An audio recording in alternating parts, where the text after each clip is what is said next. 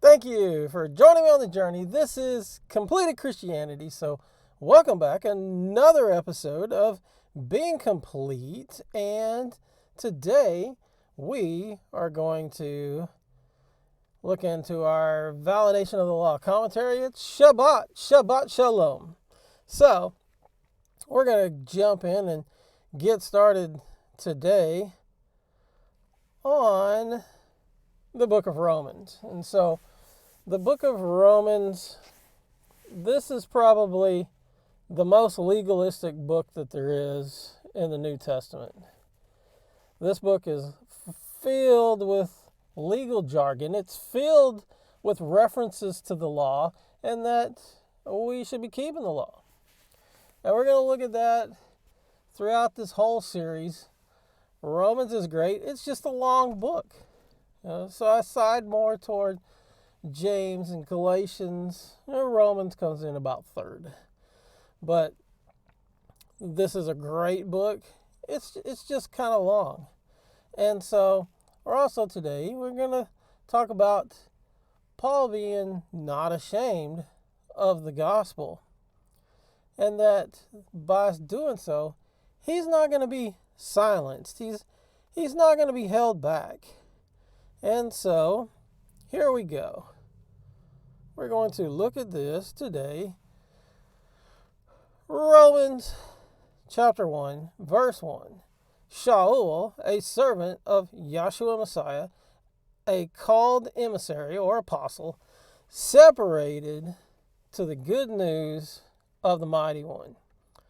So, this version here gives his name as still as Shaul, and it's of some debate of whether all the circumstances of where his name is changed to Paul in the scriptures, in the writings where it's changed to Paul. His name was never changed from Saul to Paul. It says that he was also called Paul, but this could go a couple of different ways. Traditionally, it said he has a Hebrew name, he has Greek names for Greek people to understand. His Greek name, maybe. Another thing is that in Hebrew, Pa'al means worker. So it could just be that he's also called Pa'al, the worker, because he was the one that traveled and worked and dedicated his life to preaching the good news. So, could go either way. I kind of lean toward the Hebrew side.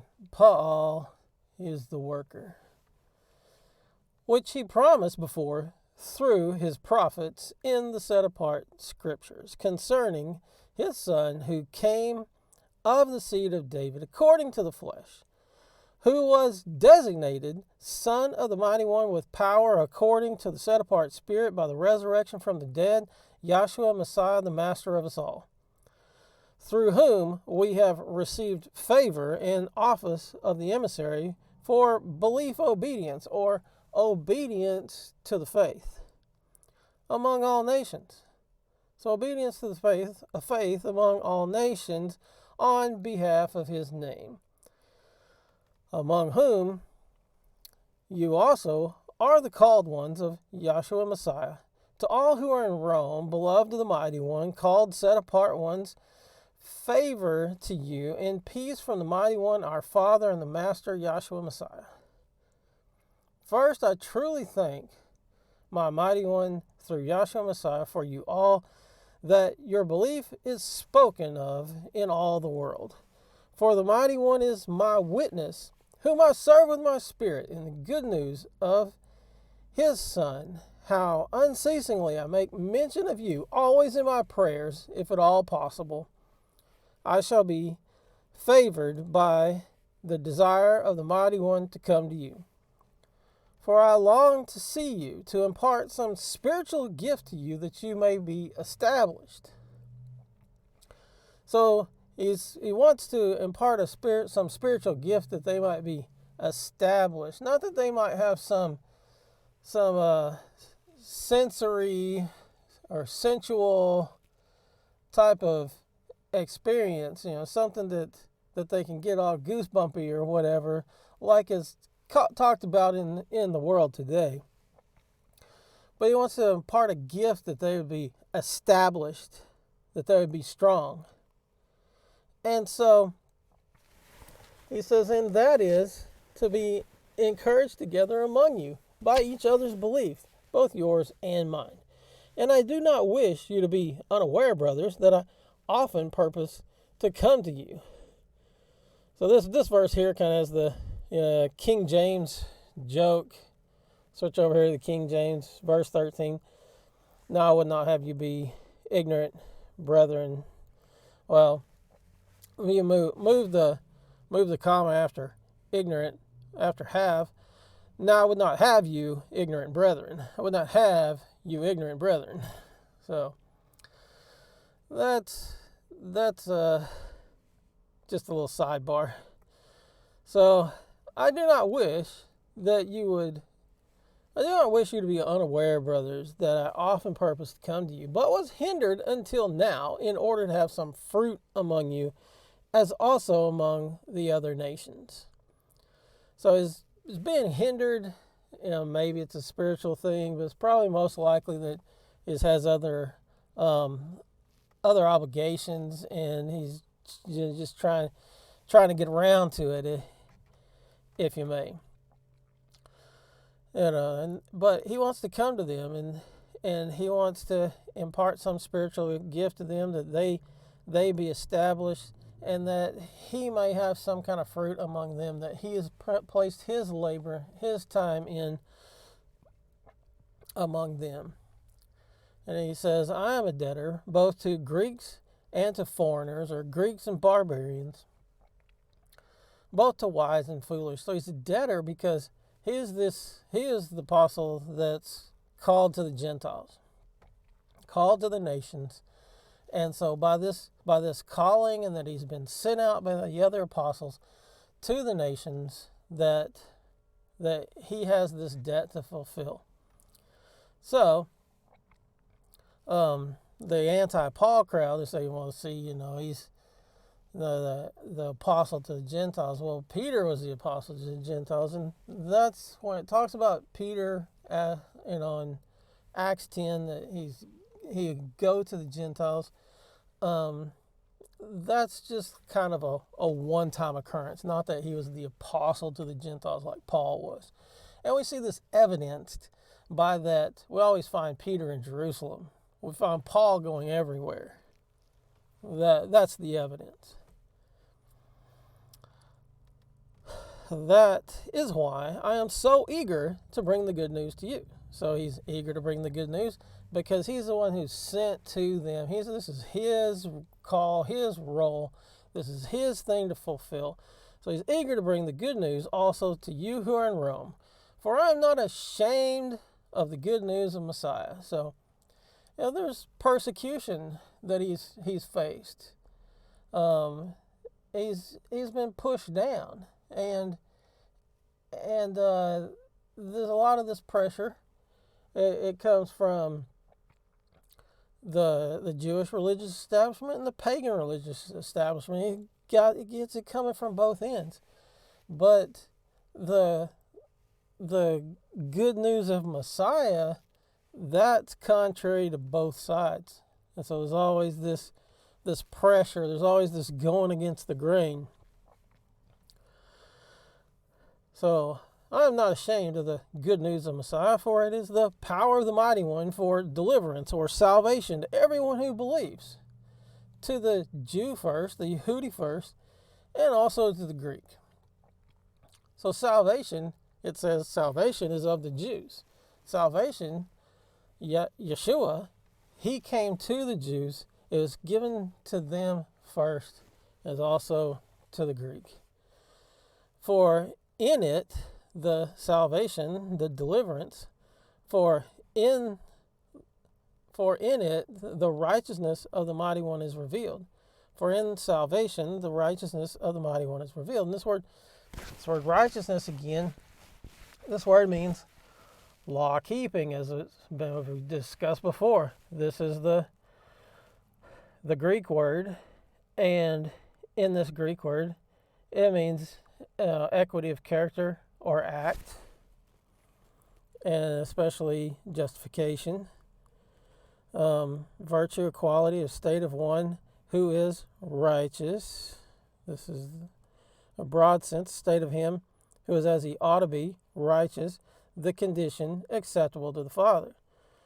So, in English, righteous, it's acting in accord with divine law or moral law. So it's keeping a law. Righteousness is keeping a law. And dictionary.com is characterized by uprightness or morality, a righteous observance of the law. So, as we look back at this over here, then he says, not ashamed of the good news. Not ashamed of the good news. It's the power of Elohim for salvation. For in it the righteousness of the Mighty One is revealed from belief to belief, from faith to faith. As it is written, but the righteous shall live by faith. So, this righteousness, it's law keeping. It's keeping the law of Moses. It's the only law there is. It's the only standard the Father's got. It hasn't changed. He said it wasn't changed. And if you don't believe me, stick around to the end. You'll see the verse. We throw out that verse every time. So, for in it, the righteousness of the Mighty One is revealed. This righteousness, it is the good. This righteousness is law keeping. Law keeping is the good news. The good news of Messiah is that the good news is contained within the Scripture. It's not Scripture plus tradition. It's Scripture without tradition. So here, in this quote from Eusebius, where Eusebius is actually quoting Polycrates. So Eusebius is 4th century, Polycrates is 3rd century. And so right here, where he quotes Polycrates, talking about Passover, Polycrates in the 3rd century says, we observe the exact day, talking about Passover, we observe the exact day, neither adding nor taking away. That should sound familiar. So in the 3rd century, he's still saying, hey, we're not adding to, we're not taking away. We're sticking with the exact day, exactly the way it says to do it. For in Asia, the Eastern congregations, those closer to Jerusalem, the Eastern congregations, also great lights have fallen asleep. Among these are Philip, one of the 12 apostles. Moreover, John, who was both a witness and a teacher, who reclined upon the bosom of the Master. All these observed the 14th day of the Passover according to the gospel, deviating in no respect, but following the rule of faith, which is the law. The rule of faith is the law, and right here, he says it's the gospel. Okay? Where does it say that you keep Passover on the 14th day? That's Leviticus 23. So right here, Polycrates, in the 3rd century, 200 and something years later after the resurrection, the Polycrates is saying that the gospel is Leviticus 23. Leviticus 23 is the gospel. So right there, we connect this word, righteousness. The righteous shall live by belief, by faith. It's the way it always was. Faith didn't come with New Testament belief. It's always faith and law. You got to believe that the Father is able and just to do the things that he says that he will promise. You got to believe those things. And then you got to just not be silent. You got to, that faith should move you to take an action, and then you're not silent. You move forward. You establish yourself in the belief, and you stand on his word. His word, his word is his righteousness. His righteousness is his word. His word is everything. Psalm 89:34, my covenant I will not break, nor alter the word that has gone out of my lips. If you like the video, give us a thumbs up. Comment down below. Comments of opposition are welcome. Just don't say anything dumb, like we're not under the law. We're under grace, because you've been taught to use that verse outside of the bounds of its intended context. Subscribe now. Smash that subscribe button and ring that bell so that you get notifications of all future videos.